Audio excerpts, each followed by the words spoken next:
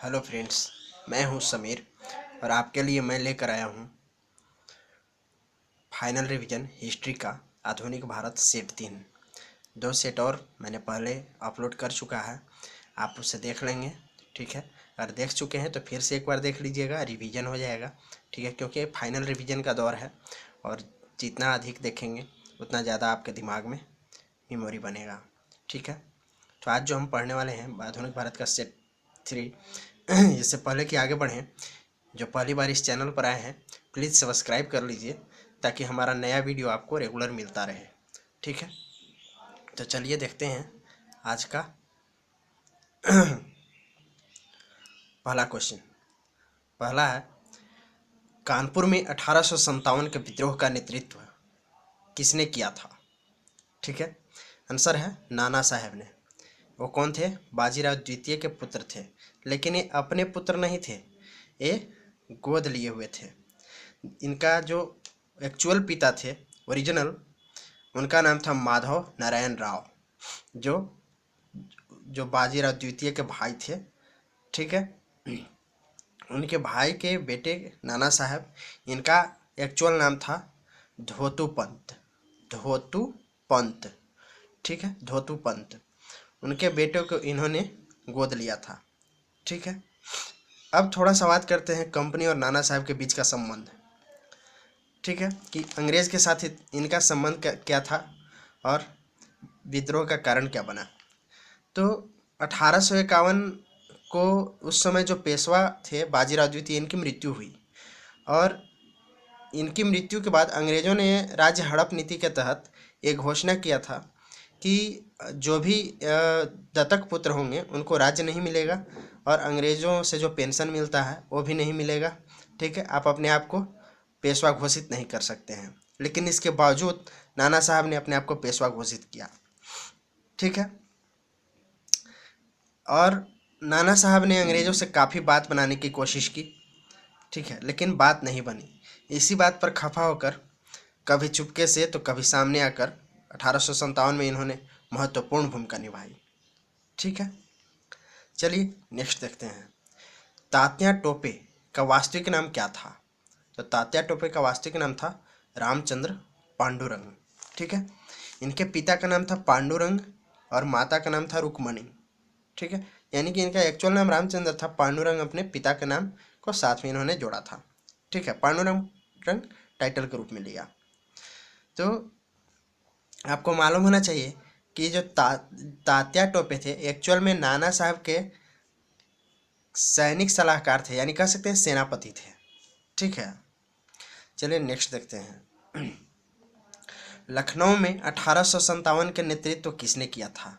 तो लखनऊ में 1857 में नेतृत्व किया कि बेगम हजरत महल। ठीक है, अब ये जान लीजिए कि इन्होंने क्यों ऐसा किया। तो इनका नाबालिग पुत्र था, जब लखनऊ के महाराजा की मृत्यु हुई तो उसको गद्दी पर बिठाना चाहते थे। बात वही थी, अंग्रेज चाहते थे कि नहीं, नाबालिग लोग को गद्दी पर नहीं बैठाया जा सकता है, और इस वजह से अंग्रेज़ों ने इनको भी वही जो नाना साहब के साथ किया था इनके साथ करना चाहा और इस बात पर ये भी विरोध किए। ठीक है, और अंग्रेजी सेना का ज़बरदस्त मुकाबला की लखनऊ में। ठीक है, नेक्स्ट देखते हैं। कानपुर तथा लखनऊ में हुए विद्रोह को दबाने वाला कौन था? तो कौन था? ब्रिटिश नायक कैंपबेल। ठीक है, चलिए नेक्स्ट देखते हैं।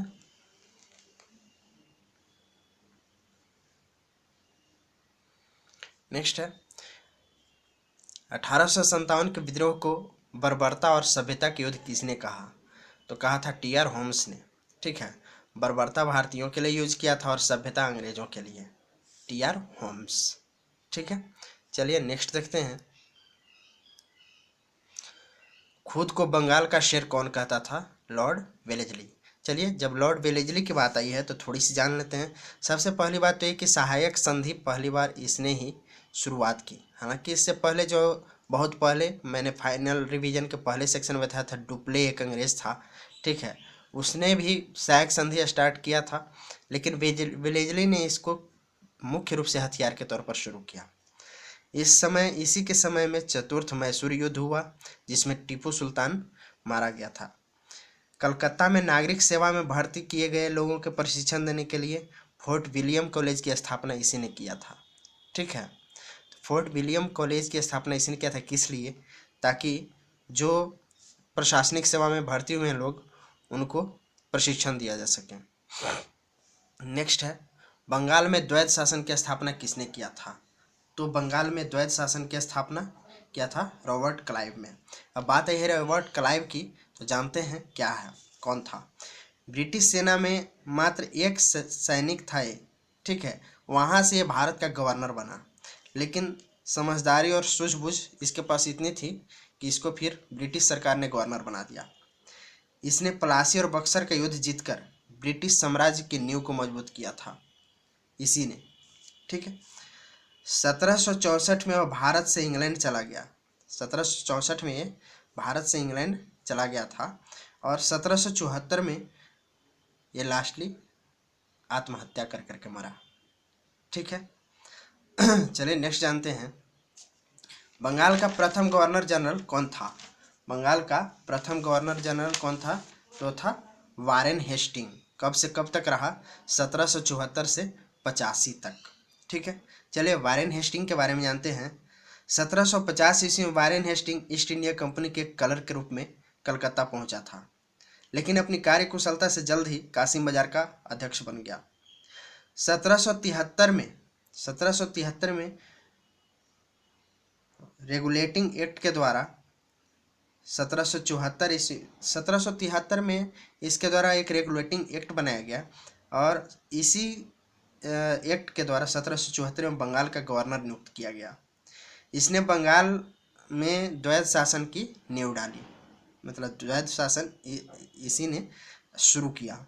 ठीक है, सॉरी, इसने खत्म किया था। ठीक है, बंगाल में द्वैध शासन व्यवस्था जो था इसने खत्म किया था। इसने बोर्ड ऑफ रिवेन्यू की स्थापना की, मुगल सम्राट को मिलने वाली 26 लाख के पेंशन को बंद करवा दिया। इसके समय में रुहेला का युद्ध 1774 ईस्वी में और प्रथम मराठा युद्ध और द्वितीय मैसूर युद्ध हुआ। ठीक है, चलिए नेक्स्ट जानते हैं, कलकत्ता में एक उच्च न्यायालय की स्थापना किस एक्ट के तहत किया गया?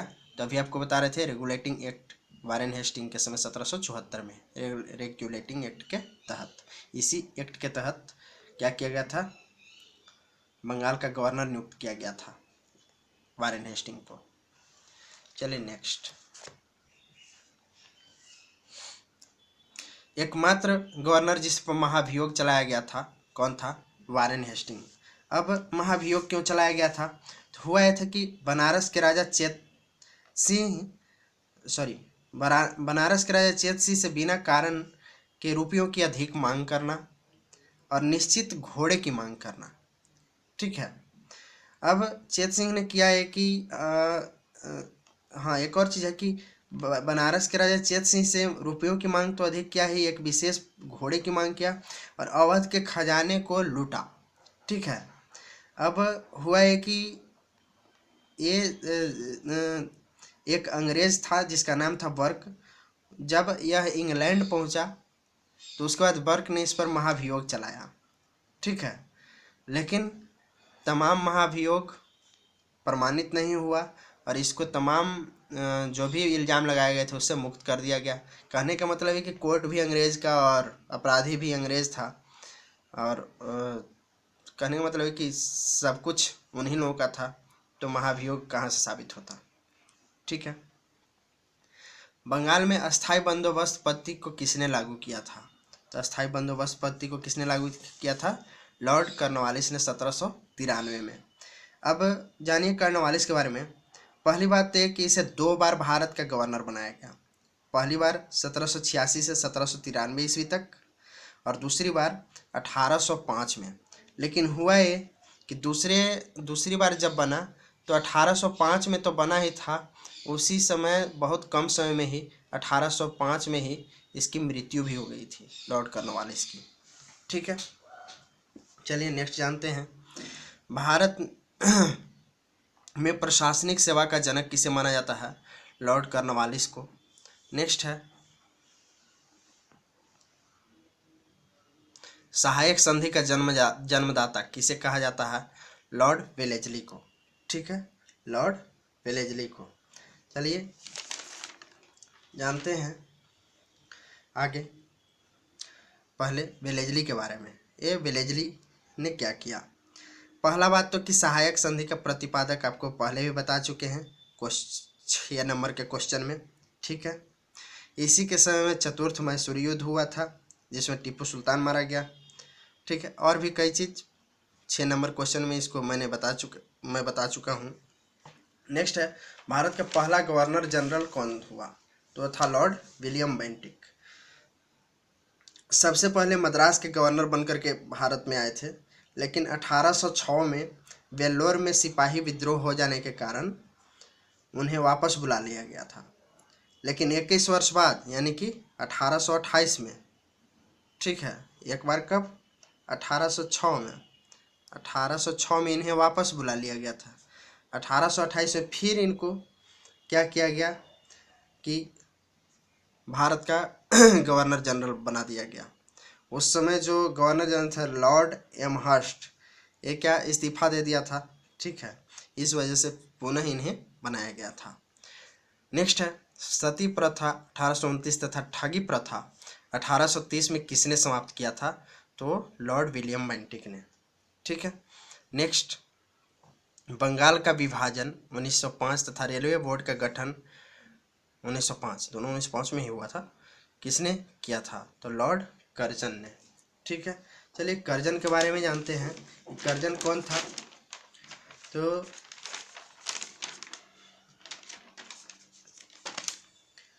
लॉर्ड एल्गिन द्वितीय के बाद 1899 में लॉर्ड कर्जन भारत का वायसराय बनकर आया था। इससे पहले यह 4 बार भारत का वायसराय बन चुका था। सॉरी, भारत 4 बार ये आ चुका था। हालांकि इसका कार्यकाल काफ़ी उथल पुथल भरा रहा। इसके कार्यकाल में काफ़ी विद्रोह वगैरह भी हुए, फिर भी शिक्षा और आर्थिक सुधारों के लिए इसने मुख्य रूप से बहुत कार्य किया। 1902 में विश्वविद्यालय आयोग का गठन किया। 1902 में विश्वविद्यालय आयोग का गठन किया था और इस आयोग के आधार पर 1904 में विश्वविद्यालय अधिनियम बना। आयोग ने जांच करके जो भी अपना रिपोर्ट दिया उसके आधार पर 1904 में फिर क्या किया? विश्वविद्यालय अधिनियम बनाया। और एक और बात कि सर्वाधिक रेलवे लाइन का निर्माण इसी के समय में हुआ था। साथ ही रेलवे बोर्ड का भी गठन हुआ। विरोधी कार्य में मेन था इसका काम कि बंगाल का विभाजन करना, जिसके लिए इसको काफ़ी कुछ झेलना पड़ा था। तो ये विरोधी कार्य था बंगाल का विभाजन, इसी के समय में हुआ था, लॉर्ड कर्जन के समय में। ठीक है, नेक्स्ट देखते हैं, भारतीय रेल, डाक तथा तार की शुरुआत कब हुई थी? तो लॉर्ड डलहौजी के समय में। ठीक है, अब डलहौजी के बारे में ज़रा जान लेते हैं। पहला बात तो ये कि पंजाब का विलय करवाया 1849 में। दूसरी बात, महाराजा रंजीत सिंह को पेंशन देकर इंग्लैंड भिजवाया। महाराजा दिलीप सिंह को पेंशन देकर इंग्लैंड भेजवाया और दिलीप सिंह रंजीत सिंह के बेटे थे। नेक्स्ट है, इसका काम कि लेफ्ट सिद्धांत अपनाकर देशी राज्यों को हड़पने का इसने भरपूर इंतजाम किया। नेक्स्ट, आधुनिक पश्चात शिक्षा का शुरुआत किया, इंग्लिश वगैरह का। ठीक है, हालांकि विलियम बेंटिक का ये था, लेकिन फिर भी जो व्यवस्था था विलियम बेंटिक के समय में मेनली स्टार्ट हुआ था अंग्रेजी, लेकिन इसके समय व्यवस्था कर दिया गया था पश्चात्य शिक्षा का। ठीक है, नेक्स्ट है कि प्राथमिक, माध्यमिक और विश्वविद्यालय शिक्षा का स्तर बांटा। ठीक है, इसके बाद भारत में पहला 3 विश्वविद्यालय शुरू किया। और आप जान लीजिए कि विश्वविद्यालय तो शुरू किया और पहला इंजीनियरिंग कॉलेज इसी ने शुरू करवाया था, जो रुड़की पहला इंजीनियरिंग कॉलेज है भारत का, रुड़की, इसी ने शुरू करवाया था। ठीक है, 1854 में रेल, डाकघर, तार यह सब का व्यवस्था किया। रेलवे का शुरुआत किया। प्रशासनिक सेवा हेतु पहली बार प्रतियोगिता परीक्षा का शुरुआत किया। ठीक है, चलिए नेक्स्ट देखते हैं, भारतीय नागरिक सेवा हेतु पहली बार प्रतियोगिता परीक्षा की शुरुआत किसने करवाया? लॉर्ड डलहौजी ने। ठीक है, चलिए नेक्स्ट क्वेश्चन नेक्स्ट देखते हैं, लॉर्ड मैकाले की अनुशंसा पर अंग्रेजों को 1835 ईस्वी में शिक्षा का माध्यम किसके द्वारा बनाया गया? तो बनाया गया था लॉर्ड विलियम बेंटिक। ठीक है। भारत का अंतिम गवर्नर जनरल तथा प्रथम वायसराय कौन था? Lord Canning. ठीक है। नेक्स्ट है, बंगाल में भयंकर अकाल तथा पंजाब में कुका आंदोलन किस गवर्नर जनरल के समय हुआ था? लॉर्ड नॉर्थब्रुक के समय। एक कुका आंदोलन क्या था, जरा इसको जान लेते हैं। हुआ यह था कि सिखों में एक संप्रदाय है नामधारी, जो कुका भी कहलाते हैं। नामधारी को हम लोग कुका भी कहते हैं। ठीक है। अब उन्हीं लोगों के द्वारा ये विद्रोह शुरू किया गया था। हुआ ये कि अंग्रेजों ने मतलब नॉर्थब्रुक के समय में, कह लीजिए कि नॉर्थब्रुक ही पंजाब में बहुत सारा कसाई खाना खोला जहाँ पर गाय काटे जाते थे। ठीक है। और कुका लोगों ने यानी नामधारी सिखों ने इसका काफ़ी विरोध किया, लेकिन फिर भी बंद नहीं किया गया। तब इस पर 15 जुलाई 1871 को रायकोट में एक था कसाई खाना, वहाँ पर बहुत सारे सिखों ने हमला बोल दिया और सभी गायों को मुक्त करवाया। ठीक है। अब इस बगावत के कारण अंग्रेजों ने क्या किया कि 9 नामधारी सिखों को सरेआम एक लुधियाना में एक बरगद के पेड़ में फांसी दे दिया, बरगद के पेड़ से लटका दिया। ठीक है। इसी को कहते हैं कुका आंदोलन। ठीक है। हालांकि इसे आगे भी जारी रखा गया। और ये भी जान लीजिए कि इसका जो विद्रोही मेन विद्रोही थे, कह लीजिए कि इस आंदोलन के प्रणेता थे, शुरुआतकर्ता थे, गुरु थे, तो गुरु राम सिंह जी। ठीक है। गुरु राम सिंह जी जो कुका आंदोलन की शुरुआत किए। नेक्स्ट है वर्नाकुलर प्रेस एक्ट। ठीक है। Vernacular press act. Vernacular press act क्या था? 1800। क्वेश्चन क्या है, वर्नाकुलर प्रेस एक्ट कब पारित हुआ? तो वर्नाकुलर प्रेस एक्ट 1878 ईस्वी में लॉर्ड लीटन के समय में। ठीक है। इसके जस्ट बाद बने थे भारत के गवर्नर जनरल रिपन। इनके समय में ये खत्म कर दिया गया था, इनके समय में शुरू किया गया था। ध्यान रखिए, लीटन रिपन एक ही तरह का नाम है। लीटन में शुरू, रिपन में खत्म। Vernacular press act. इस एक्ट में क्या था कि अंग्रेजों ने ऐसा नियम बनाया कि सभी जो भी देसी पत्र पत्रिकाएं हैं जो हिंदी या इंडियन लैंग्वेज में, भारतीय भाषाएं में छपती है, वो कोई भी ऐसा चीज़ न छापेंगे जो ब्रिटिश हुकूमत के खिलाफ हो। अगर ऐसा छपेगा तो कड़ी कार्रवाई की जाएगी। ठीक है। इसमें हुआ है कि बहुत सारे प्रेस बंद हो गए। ठीक है। और एक पत्रिका था अमृत बाजार पत्रिका। जैसे ही ये प्रेस एक्ट लागू हुआ, वो हिंदी में छपती थी, बंगाल की पत्रिका थी, भारतीय भाषा में छपती थी। उसने अपने आप को अंग्रेजी में छापना शुरू कर दिया। ठीक है। उसके अगले ही दिन उसके संपादक थे शिशिर कुमार घोष। ठीक है। शिशिर कुमार घोष। ठीक। संपादक थे, एडिटर थे। और बहुत सारे तो प्रेस बंद हो गए। और इसके खिलाफ एक आदमी खड़े हुए जिन्होंने आनंद मठ का वंदे मातरम लेकर के आया, और वो थे बंकिम चंद्र चटर्जी। अंग्रेजों ने क्या किया, मुसलमानों को उकसाया। ठीक है। अरे यार, ये संस्कृत में छपा हुआ है, संस्कृत तो मतलब जो भी वो बोल सकते थे, जिस भी वजह से, जैसे भी अंग्रेज लोगों ने मुसलमानों को उकसाया। और मुसलमानों ने उस समय हजारों प्रतियां, हजारों कॉपियां आनंद मठ की जलाई। ठीक है। तो खैर, उकसाने से तो कोई भी हो सकता है। चलिए नेक्स्ट देखते हैं। नेक्स्ट है स्थानीय स्वशासन की शुरुआत। स्थानीय स्वशासन की शुरुआत तथा वर्नाकुलर प्रेस एक्ट को किसने समाप्त किया? रिपन ने। अभी मैंने बताया। 1 जनवरी 1879 ईस्वी को महारानी विक्टोरिया को कैसर हिंद की उपाधि से किसने सम्मानित किया था?